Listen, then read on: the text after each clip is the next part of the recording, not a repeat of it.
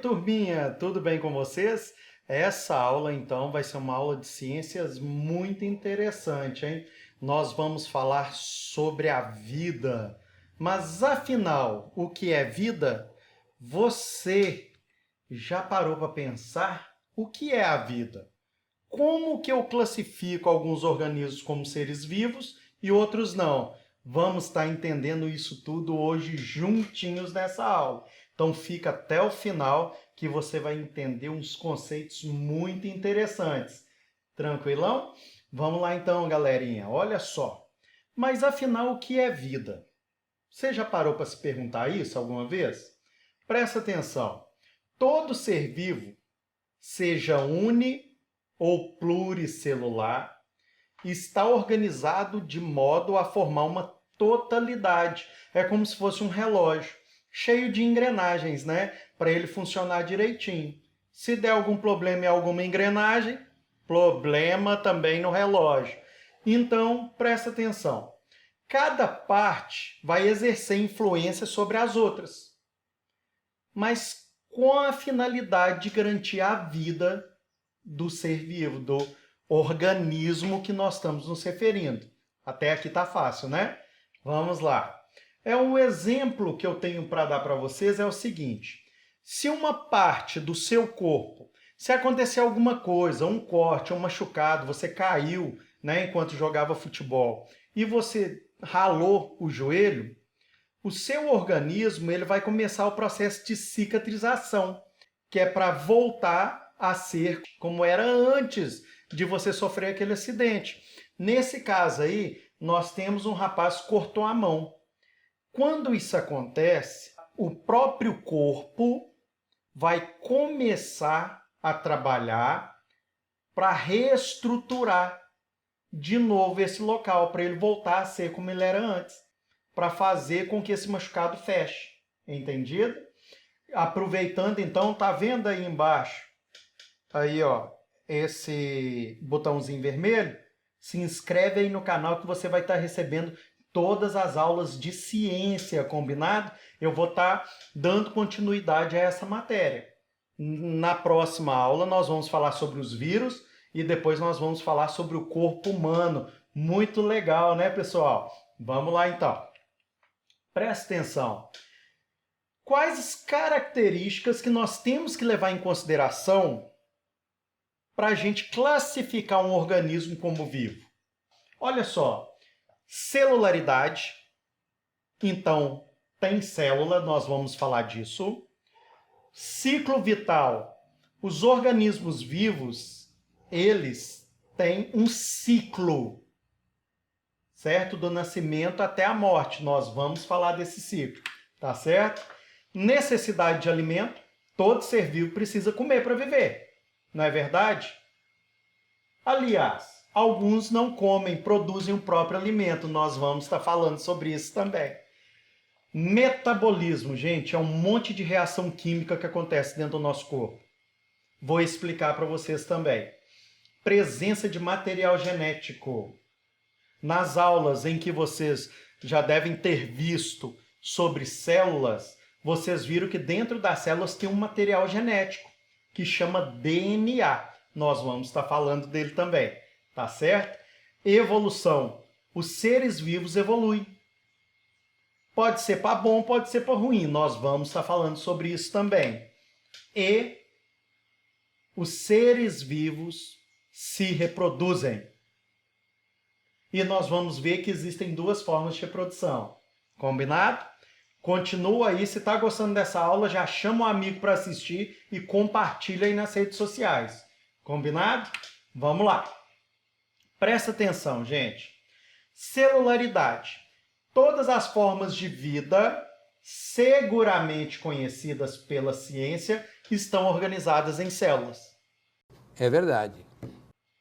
Nós temos os organismos que eles podem ser unicelulares ou pluricelulares. Unicelular quando tem apenas uma célula. Pluricelular quando tem várias células formando o organismo. Um exemplo, nós. Não é verdade, pessoal? Aqui é um corte visto no microscópio. mostrando para vocês células de cebola. Beleza? Vamos lá. Segunda característica, ciclo vital. Os seres vivos nascem, crescem, desenvolvem-se, podem se reproduzir ou não, alguns se reproduzem, outros não, envelhecem e morrem. Então isso é o ciclo vital. Esse ciclo vital acontece com os seres humanos, acontece com o cachorro, com o gato. Agora, esse ciclo não acontece com uma pedra. Não é verdade? Até aqui tá entendido, tá fácil, né? Vamos lá. Gente, necessidade de alimento. Para a célula funcionar, para ela crescer, para se desenvolver e os seres vivos poderem reproduzir, eles vão precisar de energia. E a energia vai ser retirada da onde? Dos alimentos. Então nós vamos ter os tipos de seres que produzem o próprio alimento. Nesse exemplo eu coloquei as plantas, que nós vamos estar falando delas.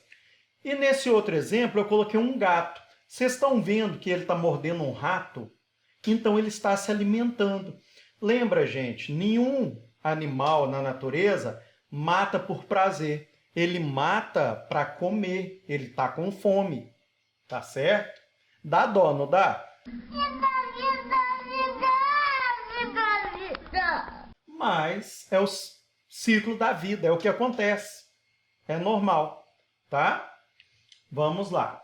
Quando eu falo dos seres autótrofos, eu estou me referindo aos seres capazes de produzir o próprio alimento. Eu falei com vocês das plantas. As plantas vão produzir o próprio alimento através da fotossíntese. Eu acho que vocês já devem ter ouvido falar da fotossíntese, não é verdade?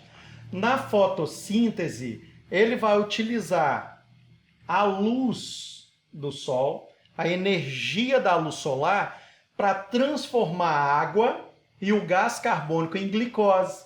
Glicose é o quê? Açúcar, tá? Vocês podem perceber que eu escrevi fotossíntese, foto em vermelho, síntese em verde.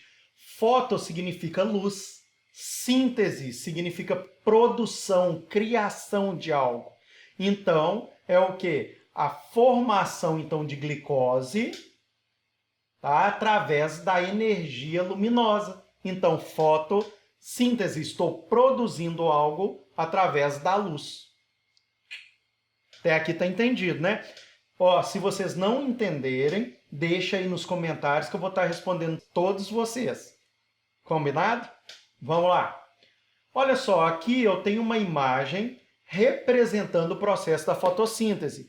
De um lado eu tenho a luz, a energia luminosa do sol, a água que está sendo absorvida pelas raízes das plantas e o gás carbônico que está no ar atmosférico. Quando ele passa por essa folha, tá vendo? Há a produção de glicose, de água e de oxigênio. Tranquilo? Bem, agora vamos falar dos seres heterótrofos. Gente, heterótrofo são os seres que não são capazes de produzir o próprio alimento, tá certo? Precisa comer, ingerir alguma coisa para ter energia, para ter a glicose. Então, olha só, um exemplo é o animal. Eu coloquei de novo o gatinho comendo o rato. Ele está comendo o rato é porque ele precisa de alimento para sobreviver. Senão, ele morreria. Se ele não tiver energia através do consumo de alimentos, esse gatinho vai acabar morrendo, né? Nós também, os seres humanos também precisam se alimentar para conseguir viver, não é verdade? É verdade. Olha só, gente, metabolismo, isso daqui é legal pra caramba, olha só. Presta atenção. Durante as etapas que ocorrem no ciclo vital de um ser vivo, óbvio, vão acontecer um monte de reações químicas dentro do nosso organismo. Essas reações acontecem o tempo todo. Acontecem no seu estômago, acontecem nas suas células, acontecem no seu cérebro, acontece para todo lado. Enfim, um monte de reação química. O exemplo que eu vou dar para vocês é a digestão. A quebra, então, ali do que você comeu, não é verdade? Para o seu corpo absorver. e isso vai acontecer no seu sistema digestório. Então acontece um monte de reação química. Tranquilão? Vamos lá. Presença de material genético. Vocês estudaram em aulas anteriores aí que no núcleo da célula tem o DNA, que é o material genético. O DNA, gente, ele contém todas as informações, tá, do seu corpo. Como a cor do seu cabelo, a cor da sua pele, certo? Como a sua altura, tem tudo. Todas as informações estão lá, inclusive da sua descendência, né? O que você herdou do papai e da mamãe. Não é verdade? Nesse desenho, presta atenção aí, nós temos uma célula e o núcleo foi puxado aí para baixo. Dentro do núcleo nós temos cromossomos. E os cromossomos são formados de DNA. Então é nesse DNA que está aí todas as suas características. Todas as informações do seu corpo vão estar nesse pedacinho aí. É uma coisinha muito pequenininha, tá? Então, só com microscópio eletrônico dos mais avançados para a gente conseguir enxergar o DNA, tá certo? O sexto, evolução. Nós, né, também evoluímos, né, como organismos vivos. As espécies evoluem com o passar do tempo. Nesse exemplo aí, eu coloquei o bico dos passarinhos. Percebam o seguinte, temos diversos bicos diferentes. Um bico é para comer inseto, o outro é para filtrar água, o outro é de um pescador, é para pescar, o outro é frugívoro.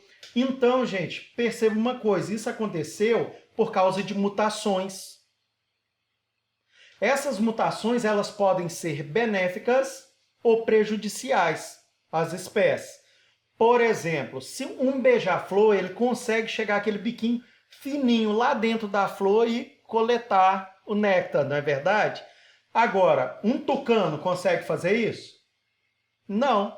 Então, o tucano não sobreviveria em um ambiente onde tivesse só flores. Agora, o beija-flor se daria muito bem lá. Entendido? Então, pode ser benéfico ou prejudicial. Vamos lá. A próxima e última característica que eu quero falar com vocês é sobre a reprodução.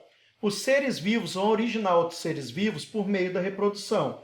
Ela pode ser sexuada e ela pode ser assexuada. Vou explicar cada uma para vocês. Na reprodução sexuada, gente, nós vamos ter combinação de material genético. Um exemplo que eu posso dar para vocês é o ser humano aí, o papai e a mamãe, né? Cada um tem um gameta, uma célula reprodutiva diferente, e os dois se juntam. Quando eles se juntam, formam o zigoto. No próximo slide nós vamos falar mais disso. Outro exemplo são as plantas, certo? Então o grão de pólen vai cair lá na florzinha, vai crescer um fruto, aquela semente dentro do fruto, né? Ela vai cair no solo, vai germinar e formar outro indivíduo. Tá certo? Só que eu gostaria que vocês lembrassem uma coisa. Viu, galerinha? Olha só. Na reprodução sexuada, os descendentes não são idênticos aos pais. Não são. É uma mistura das características do papai e da mamãe, né? Então presta atenção, aqui nós temos um homem e temos também uma mulher. A mulher tem gameta dela, é chamado de ovócito 2, tá certo? E o homem tem como gameta os espermatozoides. Quando acontece a união dos dois, nós vamos ter a fecundação. Quando acontece a fecundação, nós temos a formação do zigoto, que é através de um monte de divisão celular lá, ele vai multiplicando, multiplicando e forma um indivíduo. Entenderam? Gente, se vocês tiverem dúvida, deixa aí nos comentários que eu respondo vocês. Tá certo? Vamos lá. Olha só o exemplo que eu trouxe para vocês, muito interessante, tá? da reprodução assexuada. Eu trouxe o exemplo para vocês das bactérias que causam um monte de doença. Olha só, quando eu falo de bactéria, da reprodução delas, é uma reprodução assexuada. Não precisa de macho e fêmea. Um indivíduo só, ele gera 2 indivíduos, e esses 2 indivíduos, diferente da reprodução sexuada, eles são idênticos. Legal! Bem louco! A quem gerou eles. Nós podemos chamar eles até de clones. É a mesma coisa. O material é idêntico, ele é igualzinho. Não vai mudar em nada. Tá certo?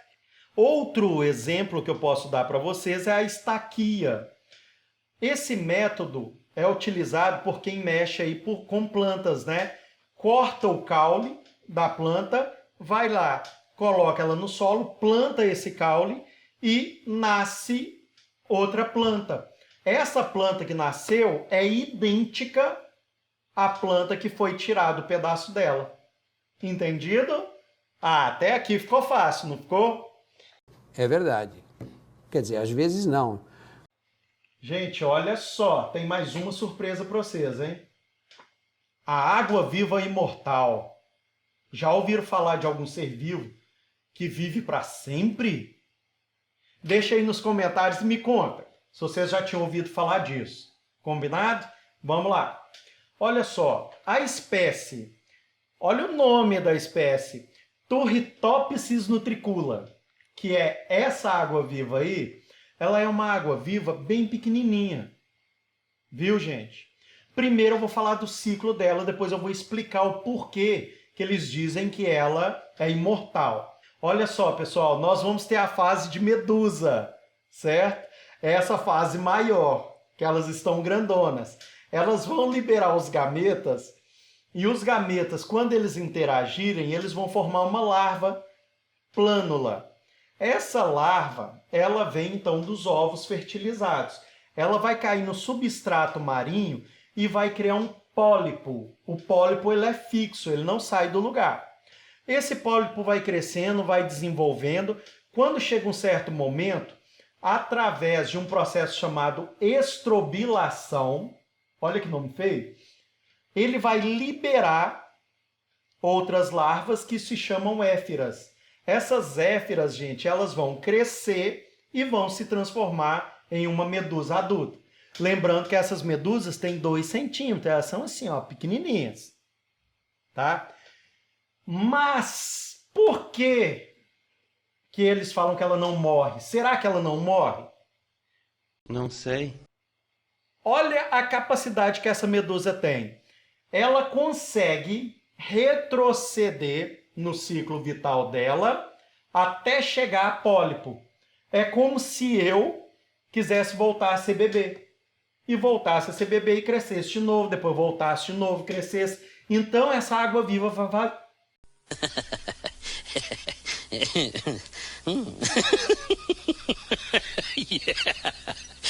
Nossa, gente, quebrei a língua. Mas então, gente, essa água viva vai fazendo isso. Quando ela chega a um certo estágio, que ela libera os gametos e tudo, ela volta a ser pólipo. E depois ela cresce novamente. Agora, ela não morre? Morre sim, gente. Por que que ela morre? Ela vai entrar na cadeia alimentar. Tartaruga, gente, vocês sabiam, ama comer água viva. Então, se ela der o azar de encontrar uma tartaruga faminta... E morreu. Tchau, tchau. Morreu. Entenderam? Então, ela morre sim. Se ela entrar aí na frente de uma tartaruga faminta, se acontecer algo extraordinário, ela vai morrer. Agora, se não for dessa forma, ela vai sempre voltando a pólipo, crescendo de novo, voltando a pólipo e crescendo. Entendido? Então, olha aí que legal essa curiosidade que eu trouxe para vocês. Beleza? Bem, se você gostou mesmo dessa aula, gostou dessas curiosidades, dá o curtir aí, não sai sem curtir, que é muito importante para o canal. Se inscreve e ativa o sininho. Dessa forma, você vai receber todas as minhas aulas à medida que eu for postando elas aqui no canal. Combinado? Obrigado de coração por assistir esse vídeo até o fim. Um grande abraço a todos, fiquem com Deus e até a próxima. Não esquece de compartilhar e apertar aí, viu? Ó, o botãozinho aí embaixo. Tchau, tchau.